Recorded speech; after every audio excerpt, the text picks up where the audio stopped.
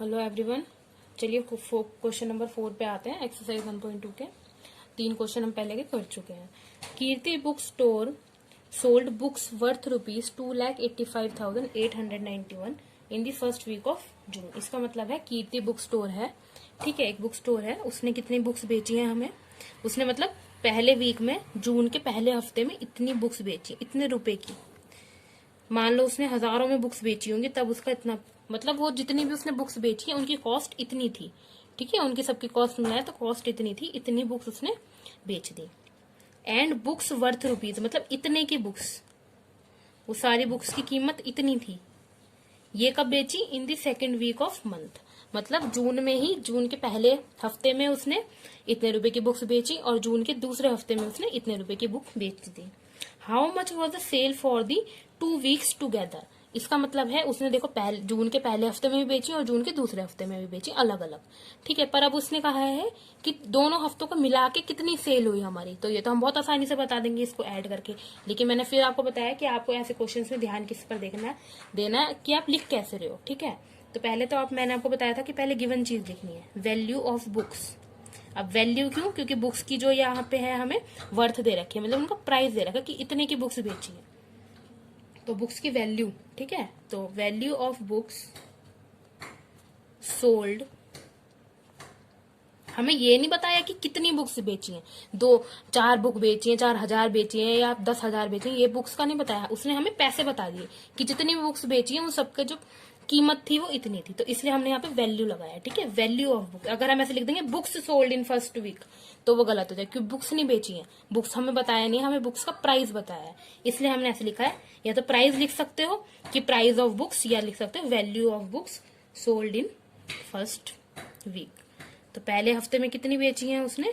2,85,891। ये मैं क्या लिख रही हूँ अभी? गिवन चीज जो हमें गिवन है। Value of books sold in second week, दूसरे हफ्ते में कितनी बेची है? 4,07,68। इसके आगे हम रुपीज भी लगा देते क्योंकि हमें ये वैल्यू दे रखी है, ठीक है। अब देखो इसने हमसे पूछा है हाउ मच, पहले फर्स्ट क्वेश्चन पे आते हैं, इसमें हमें बस 2 क्वेश्चन है, लेकिन पहले हमें पहला क्वेश्चन देखना है। How much was the sale for the 2 weeks together, दोनों हफ्तों की मिलाकर, मतलब इन दोनों का हमें एडिशन करना है। तो हम लिखेंगे कैसे?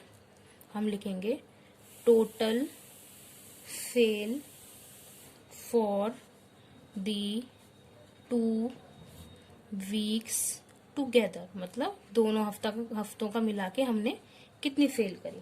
तो ये हमारे पास आएगा इन दोनों को ऐड करके 2,85,891 प्लस 4,07,68। अब ये कितना आता है हम देखते हैं अपने कैलकुलेशन करके। 2,85,891 4,07,68 एडिशन करते हैं। 1 + 8 9, 9 + 6 15, 8 + 7 15 + 1 16, 5 + 1 6 8, 2 + 4 6। तो इतनी हमारी जो है टोटल सेल हुई, मतलब 6,86,659। ये दोनों हफ्तों की हमने मिला दी। तो ये पहला क्वेश्चन हमारा कंप्लीट हुआ। अब ये हमसे दूसरा क्वेश्चन क्या पूछ रहा है? In which week was the sale greater and by how much, किस हफ्ते में जो सेल है वो ज्यादा हुई है, ठीक है। तो वो हमें दिख रहा है कि किस हफ्ते में ज्यादा हुई है, पहले हफ्ते में इतनी हुई थी, दूसरे हफ्ते में इतनी हुई थी। तो ये 2 लाख वाली वैल्यू है और ये 4 लाख में है, तो मतलब 4 लाख ज्यादा है, तो मतलब दूसरे हफ्ते में ज्यादा हुई है। फिर ये पूछ रहा है बाय हाउ मच, कितनी ज्यादा हुई है, पहले इतनी हुई थी फिर इतनी हुई थी, तो दूसरे हफ्ते में पहले हफ्ते से कितनी ज्यादा हुई है। तो ये हमने पिछले क्वेश्चन में भी देखा है, इसको निकालना। हम जो है बड़ी वैल्यू में से छोटी वैल्यू माइनस कर देंगे, हमें पता चल जाएगा कितनी ज्यादा हुई है। तो देखो पहले तो हम लिखेंगे, पहले तो उसने हमसे पूछा है कि कौन से हफ्ते में ज्यादा हुई है, तो हमें सबका आंसर करना है। एक तरह से ये 3 क्वेश्चन है कि पहले तो दोनों हफ्ते में कितनी थी, फिर पूछा है किस में ज्यादा है, तो ये दूसरा क्वेश्चन, फिर पूछा कितनी ज्यादा, तो 3 क्वेश्चन। तो पहले क्वेश्चन का आंसर हमने दे दिया कि टोटल कितनी है दोनों हफ्ते में। अब दूसरे क्वेश्चन का आंसर देते हैं कि किस में ज्यादा है। Sale in second week was greater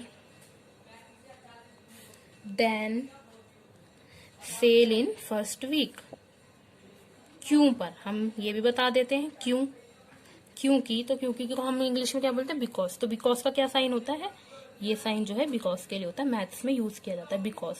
क्योंकि 4,768 इज ग्रेटर देन 2,85,891।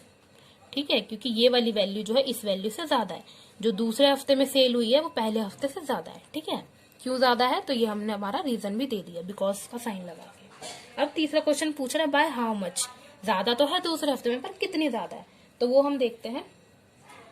उसके लिए हम क्या करेंगे, जो हमारे पास बड़ी वैल्यू थी उसमें से छोटी वैल्यू माइनस कर देंगे, हमें पता चल जाएगा कि दूसरे हफ्ते में पहले हफ्ते से कितनी ज्यादा हुई है। जैसे हमने वो कॉम्पिटिटर वाले में किया था, वो जो राइवल वाला था हमारा, चुनाव वाला जो क्वेश्चन था इससे पिछला, वैसा ही है। ठीक है, तो ये हम माइनस करते हैं। ये हम हमारे थर्ड जो इसने क्वेश्चन पूछा है, थर्ड मतलब इसी में 3 पार्ट में से क्वेश्चन पूछ लिया हमसे, इसको माइनस करते हैं।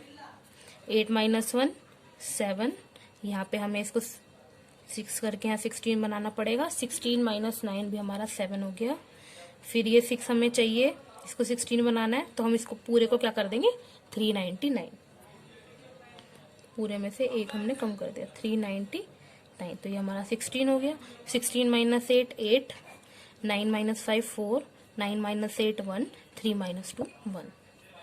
तो हम इसमें एंड में लिखेंगे दिस सेल, मतलब हम थर्ड वाले पार्ट का जो है आंसर कर रहे हैं। The sale in second week was larger than, ज्यादा थी पहले वीक से, larger than sale in first week.